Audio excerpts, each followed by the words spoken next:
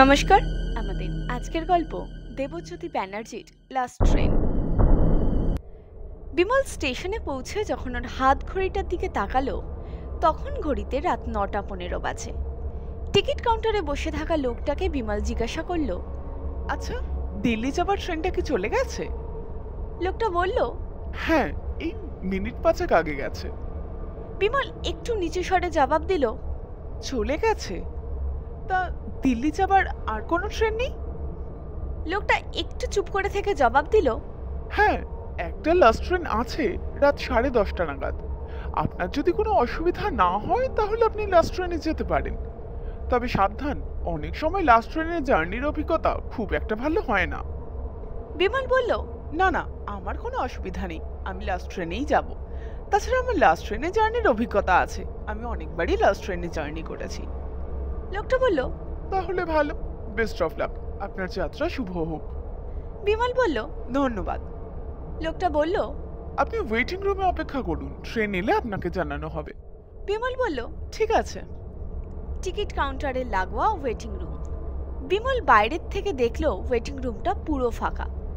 Bimal waiting রুমের বড় কাঁচের দরজা ঠেলে ভেতরে ঢুকলো। ওয়েটিং রুমে বসার জন্য 5-6টা সোফা রাখা ছিল। তার মধ্যে থেকে একটা সোফা নির্বাচন করে বিমল তাতে বসলো এবং কাঁধ থেকে ব্যাগটা খুলে সোফার ওপর রাখলো। তারপর একটু বিশ্রাম নিয়ে ব্যাগ থেকে একটা ম্যাগাজিন বার করে বিমল পড়তে লাগলো। কিন্তু সময় যেন কিছুতেই কাটতে চায় না। বিমলের কাছে প্রতিটা সেকেন্ড যেন 1 ঘন্টা বলে মনে হতে লাগলো। বিমলের একটা সময় পর একঘেয়েমি লাগতে শুরু করলো। ম্যাগাজিনটাকে সোফার ওপরে রেখে বিমল ওয়েটিং রুমের ভিতরে পায়চারি করতে লাগলো। এমন সময় ওয়েটিং রুমের কাচের দরজা ঠেলে জামা প্যান্ট পরা একজন বছর 40-এর ভদ্রলোক ওয়েটিং রুমের ভিতরে প্রবেশ করলো। লোকটার হাতে একটা কালো রঙের ব্যাগ ছিল। লোকটা ঠিক বিমলের সামনে রাখা সোফাতে বসলো এবং পকেটে রাখা সিগারেটের বক্স থেকে একটা সিগারেট বার করে ধরালো। বিমল আগের মতন আবার সোফাতে গিয়ে বসলো এবং চোখের সামনে আবার ম্যাগাজিনটাকে মেলে দিল। ম্যাগাজিনটা পড়তে পড়তে বিমল লোকটার দিকে একবার তাকালো। বিমল দেখলো লোকটা ওর দিকে তাকিয়ে রয়েছে। বিমলের মনে হলো হয়তো লোকটা ওর সঙ্গে কথা বলতে চায়, কিন্তু ওকে চুপচাপ দেখে লোকটা হয়তো ওর সাথে কথা বলার সাহস পাচ্ছে না। ওয়েটিং রুমের ভিতর বেশ কয়েক মিনিট নিস্তব্ধতা বিরাজ করলো। তারপর ওয়েটিং রুমের নিস্তব্ধতা ভঙ্গ করে বিমল লোকটাকে জিজ্ঞাসা করলো, আপনি কোথায় যাবেন? লোকটা শটান জবাব দিল, দিল্লি, ওখানে আমার ছেলে থাকে। এখানে আমি একটা বেসরকারি ব্যাংকে চাকরি করতাম, সবে মাত্র 4 দিন হলো রিটায়ার হয়েছি, তাই আর এখানে থাকবো না, ছেলের কাছে চলে যাচ্ছি। আর আপনি? বিমল উত্তর দিল, আমিও আপনারই মতন দিল্লি যাব। লোকটা একটু মুচকি হেসে বলল, তাহলে আপনার আর আমার গন্তব্যস্থল একই। বিমল বলল, হুম। তারপর বিমল লোকটাকে জিজ্ঞাসা করলো, আপনার বাড়িতে কে কে আছে? লোকটা বলল, বাড়িতে ছেলে, বৌমা, একটা নাতি আর একটা নাতনি। বিমল বলল, আর আপনার স্ত্রী? লোকটা কয়েক সেকেন্ড চুপ করে থেকে বলল, আমার স্ত্রী বছর 4 হলো ট্রেন দুর্ঘটনায় মারা গেছে। বিমল বলল, ওহ, আই এম সরি, প্লিজ কিছু মনে করবেন না। লোকটা বলল, না না, ঠিক আছে, আপনি জানতেন না তাই জিজ্ঞাসা করেছেন, তা যাকে। আপনি বলুন, আপনার বাড়িতে কে কে আছে? বিমল বলল, আমার বাড়িতে আমি, আমার স্ত্রী, আমার 5 বছরের একটা ছেলে আর 3 বছরের একটা মেয়ে আছে। লোকটা বলল, খুব ভালো। বিমল লোকটাকে জিজ্ঞাসা করলো, আপনার নামটা কি জানতে পারি? লোকটা একটু হেসে বলল, নিশ্চয়ই, আমার নাম রথিকান্ত দাস। আপনার? বিমল বলল, আমার নাম বিমল হালদার। এইভাবে কথা বলতে বলতে খুব কম সময়ের মধ্যেই ওদের দুজনকার বেশ জানাশোনা হয়ে গেল। কথা বলতে বলতে কখন সময় কেটে গিয়েছে বিমল বুঝতে পারেনি। ঠিক 10:25 নাগাদ টিকিট কাউন্টারের লোকটা ওয়েটিং রুমের কাচের দরজা ঠেলে ভিতরে ঢুকে ওদের দুজনকার উদ্দেশ্যে বলল, ট্রেন এসে গেছে, চলে আসুন। বিমল লোকটাকে বলল, চলুন, তাহলে বাকি কথা না হয় ট্রেনে যেতে যেতে বলা যাবে। বিমল ওর ব্যাগটাকে কাঁধে তুলে নিয়ে ওয়েটিং রুমের কাচের দরজা ঠেলে বাইরে বেরোলো। বিমলের পিছন পিছন সেই লোকটাও ওয়েটিং রুমের কাচের দরজা ঠেলে বাইরে বেরোলো। টিকিট কাউন্টারের লোকটা বলল, তাড়াতাড়ি ট্রেনে উঠে পড়ুন, ট্রেন এখানে বেশিক্ষণ দাঁড়াবে না। বিমল একটুও দেরি না করে ট্রেনে উঠে পড়ল। বিমলের সঙ্গে সেই লোকটাও ট্রেনে উঠল। বিমল দেখল ট্রেনটা পুরো ফাঁকা। ট্রেনের ভিতরে কেবলমাত্র ওরা দুজন। বিমল জানলার কাছের সিটে গিয়ে বসলো।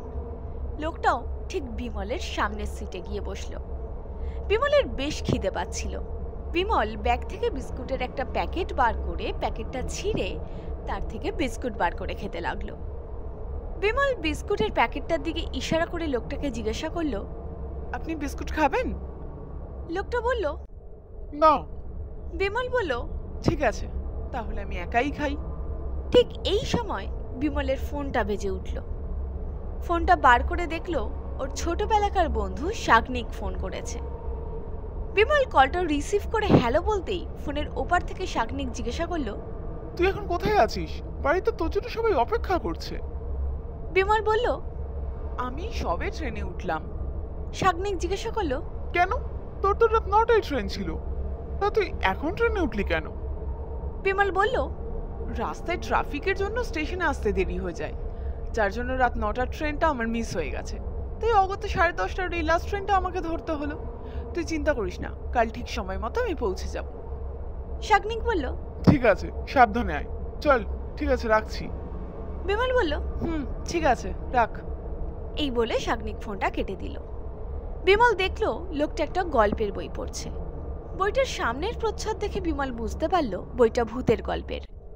লোকটাকে মনোযোগ সহকারে গল্পের বইটা পড়তে দেখে বিমল কৌতূহল মাখানো কণ্ঠে জিজ্ঞাসা করল, আচ্ছা রথিকান্ত বাবু, আপনি ভূত বিশ্বাস করেন? লোকটা নিজের মুখের সামনে থেকে গল্পের বইটা সরিয়ে নিয়ে বিমলের দিকে একবার গুণগণের দৃষ্টিতে তাকালো এবং তারপরে বলল, হ্যাঁ, বিশ্বাস করি। বিমল একটু হেঁয়ালি করেই লোকটাকে জিজ্ঞাসা করলো, আপনি কখনো ভূত দেখেছেন? লোকটা বলল, না, দেখিনি। কিন্তু তা বলে যে ভূতের অস্তিত্ব নেই, এটা কখনোই বলা যায় না। এই জগতে যেমন মানুষের অস্তিত্ব আছে, ঠিক তেমনই ভূতের অস্তিত্ব আছে। এক কথায়, মানুষ থাকলে ভূতও থাকবে। লোকটা উল্টে বিমলকে জিজ্ঞাসা করলো, কেন? আপনি ভূতে বিশ্বাস করেন না? বিমল বলল, না, আমি ওইসব ভূতে ফুতে বিশ্বাস করি না। ভূত বলে কিছু নেই।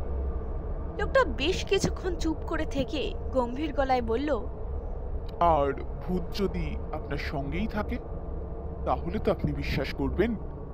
বিমল অবাক হয়ে বলল, মানে? এই বলে লোকটা নিজের মুখের ওপর থেকে বইটা সরিয়ে নিল। লোকটার মুখটা দেখে বিমলের চোখ দুটো বিস্তারিত হয়ে গেল। লোকটার সারা মুখে রক্ত লেগে রয়েছে। থুতনির একদিকটা কোনো ভারী জিনিসে আঘাত লাগার ফলে থেতলে গেছে। লোকটার সমস্ত কাপড় জামাতে রক্ত লেগে রয়েছে। এই ভয়ানক দৃশ্য দেখার পর বিমলের গলা যেন শুকিয়ে গিয়েছে। বিমল অনেক চেষ্টা করার পরও ওর গলা দিয়ে একটা কোনো আওয়াজ বার করতে পারল না। বিমল একটুও দেরি না করে ওর সিট থেকে উঠে সামনের অন্ধকার কামরার দিকে ছুটতে লাগলো। ছুটতে ছুটতে বিমল একটা ভারী জিনিসের ওপর হোঁচট খেয়ে ট্রেনের কামরার অ্যালুমিনিয়ামের মেঝের ওপর সজোরে মুখ থুবড়ে পড়ল। বিমলের থুতনি ফেটে রক্ত বেরোতে লাগলো। বিমল পকেট থেকে রুমালটা বার করে থুতনির ওপর চেপে ধরল। পকেট থেকে ফোনটা বার করে ফোনের টর্চটা অন করে পায়ের কাছে মারতেই বিমলের গা শিউরে উঠল। ওর পায়ের কাছে পড়ে আছে একটা পচা গলা আধখাওয়া লাশ। বিমল সঙ্গে সঙ্গে 2-3 পা পিছিয়ে গেল। লাশটার মুখের ওপর টর্চের আলো পড়তে বিমল আঁতকে উঠল। লাশটা বিমলের খুবই চেনা। বিমল ভয়ে তোতলাতে তোতলাতে বলল, এ তো সেই টিকিট কাউন্টারে বসে থাকা লোকটা। তার মানে? বিমল লাশটার মুখের দিকে বেশ কয়েক মুহূর্ত তাকিয়ে রইল। তারপর কোনো রকমে নিজেকে সামলে নিয়ে যখন বিমল সামনের দিকে তাকালো, বিমল সামনে যা দেখলো তাতে তার হুঁশ উড়ে গেল।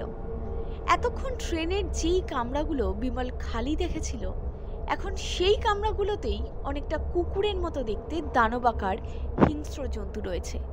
তারা প্রত্যেকেই বিমলের দিকে একটা হিংস্র চাউনিতে তাকিয়ে রয়েছে এবং থেকে থেকে বিমলের উদ্দেশ্যে গর্জে উঠছে।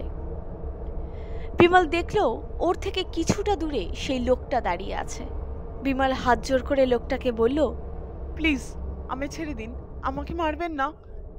লোকটা একটু হেয়ালি করে জবাব দিল, অনেক দিন পর একটা শিকার ধরেছি, এত সহজে কি করে ছেড়ে দিই বলুন? বিমল আবার আগের মতো হাত জোর করে লোকটাকে বলল, দয়া করে আমাকে ছেড়ে দিন, হ্যাঁ আমাকে মারবেন না।